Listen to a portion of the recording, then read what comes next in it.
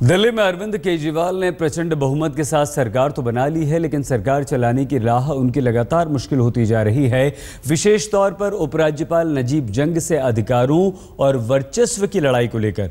कुछ दिनों पहले तक अरविंद केजरीवाल ने कहा था कि सभी फाइलें राजभवन नहीं भेजी जाएंगी, लेकिन अब उपराज्यपाल ने दिल्ली सरकार को यह हिदायत दी है कि सभी फाइलों का रास्ता राजभवन से होकर ही गुजरेगा।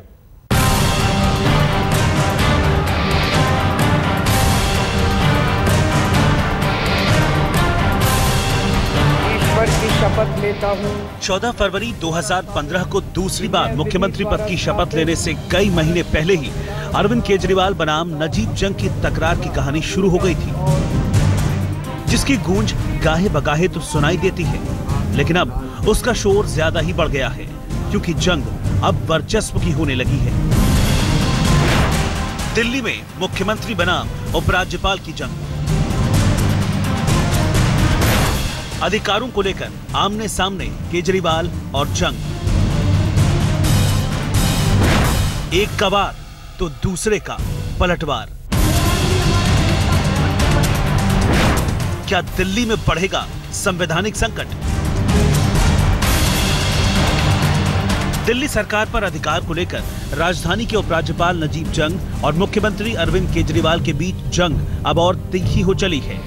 बहुमत के बल पर दबाव कायम करने की केजरीवाल की रणनीति के खिलाफ मोर्चा खोलते हुए उपराज्यपाल जंग ने मुख्यमंत्री को संवैधानिक मर्यादा में रहने की नसीहत दी है और ये भी साफ कर दिया है कि अधिकार के मामले में असली ताकत उनके ही पास है। राजभवन ने ताजा फरमान जारी कर ये जाहिर कर दिया है कि हुकूमत में उसकी भी हिस्सेदारी होगी। सबूत मिला एलजी की प्रेस कॉन्फ्रेंस में, जो सीधे सीधे केजरीवाल को चुनौती देती दिखाई दी। इसके मुताबिक दिल्ली सरकार को तमाम फाइलें राजभवन भेजनी होंगी। सरकार एलजी को फाइलें भेजने से मना नहीं कर सकती और एलजी ने इस बारे में अफसरों को जारी निर्देश भी वापस लेने को कहा है। अब जरा एलजी बनाम मुख्यमंत्री के ताजा तकरार और ताजा फरमान की वजह भी जान लीजिए। दरअसल कुछ दिनों पहले ही दिल्ली सरकार ने अफसरों को फाइलें राजभवन न भेजने का निर्देश दिया था। उस वक्त ही माना गया था कि केजरीवाल के इस फैसले की बराबर प्रतिक्रिया मिलेगी। हुआ भी बिल्कुल वैसा ही। सीएम की उस हिदायत को नजीब जंग ने नई नसीहत के साथ ठुकरा दिया है। दोनों के रोल वेल डिफाइंड है और उस रोल्स में कॉन्स्टिट्यूशनल उनके अपने अधिकार हैं। उस अधिकारों के हिसाब से होना चाहिए। केजरीवाल जी का बहुत लंबा नहीं, वो धीरे धीरे बहुत आम आदमी पार्टी एक्सपोज हो चुकी है और मुझे लगता है एलजी से उलझना इनका ठीक नहीं होगा। इनकी और मार्केट डाउन आएगी। विद इन पार्टी तो आई चुकी है, जो अंदर का गंदगी नजर आई है, अब ये सब बातें भी नजर आएंगी। मुख्यमंत्री और उपराज्यपाल के बीच जारी उठापटक पर दूसरे दलों ने भी नजरें डालना शुरू कर दिया है। ये भी तय है कि संवैधानिक अधिकारों को लेकर छिड़ी जंग की ये लड़ी अभी दूर तलक जाएगी। आशंका यही है कि कहीं इस तकरार का असर देश के दिल्ली के विकास की गति को सुस्त न कर दे। दिल्ली से कुमार कुणाल के साथ आज तक ब्यूरो। कुछ दिनों पहले अरविंद केजरीवाल ने अपने अधिकारियों को निर्देश जारी किया था, लेकिन इस निर्देश को उपराज्यपाल नजीब जंग ने अपने अधिकार क्षेत्र में हनन माना। अपने ताज़ा निर्देश में उपराज्यपाल ने प्रावधानों का हवाला देते हुए कहा कि नियम के तहत सभी फाइलें राजभवन के पास भेजना जरूरी है। एक नज़र उपराज्यपाल की सभी दलीलों पर भी। अरविंद केजरीवाल ईश्वर की शपथ लेता हूँ। ईश्वर की शपथ लेता हूँ। अरविंद केजरीवाल ने 2 बार दिल्ली के मुख्यमंत्री पद की कमान संभाली है और दोनों ही बार नजीब जंग ने ही पद और गोपनीयता की शपथ दिलाई है। लेकिन शपथ ग्रहण के मंच पर हंसते मुस्कुराते अंदाज से इतर दोनों के बीच जंग और तकरार की लंबी फहरिस्त है।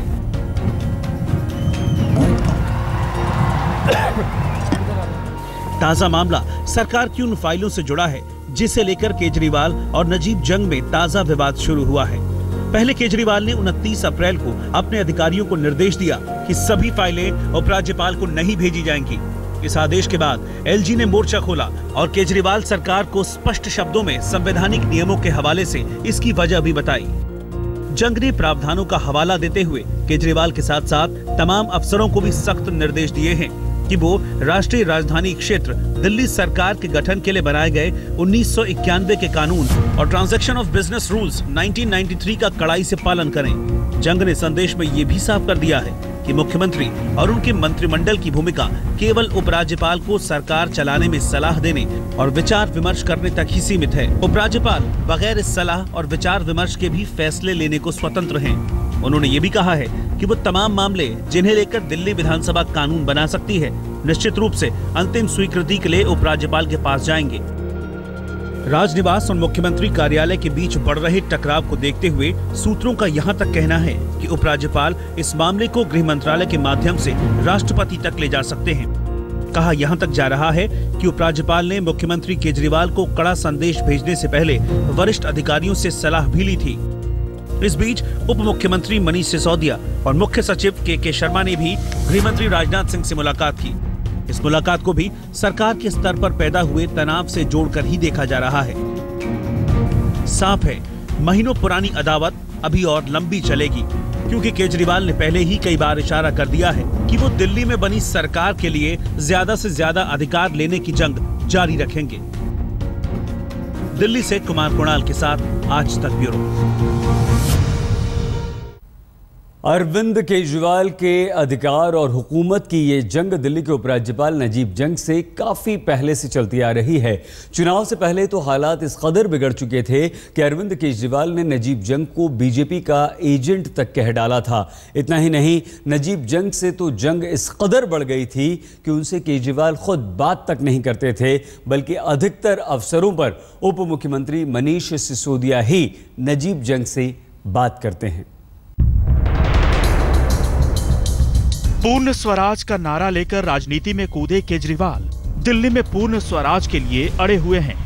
दिल्ली विधानसभा चुनाव के दौरान ही अरविंद केजरीवाल सार्वजनिक मंचों से कई बार कह चुके हैं कि वो दिल्ली को पूर्ण राज्य का दर्जा दिलवाने के लिए हर संभव कोशिश करेंगे और इसी कड़ी में केजरीवाल की नजर दिल्ली पुलिस विभाग पर टिकी है।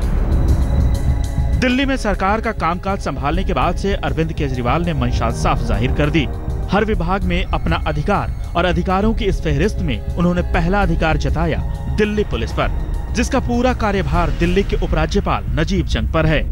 इस मुद्दे पर दिल्ली के उपराज्यपाल और मुख्यमंत्री के बीच टकराव के हालात लगातार बने हुए हैं, लेकिन दिल्ली के उप मुख्यमंत्री मनीष सिसोदिया ने कई बार कहा है कि सब ठीक है। मनीष सिसोदिया जो भी कहें, लेकिन सूत्रों का कहना है कि एलजी ऑफिस की सबसे बड़ी शिकायत इस बात को लेकर थी कि सरकार कई महत्वपूर्ण मसलों पर एलजी ऑफिस की अनदेखी कर रही थी और एलजी से केजरीवाल के बजाय मनीष सिसोदिया संवाद कर रहे थे। इससे पहले भी अरविंद केजरीवाल एक चिट्ठी के जरिए अपनी मंशा साफ जाहिर कर चुके हैं।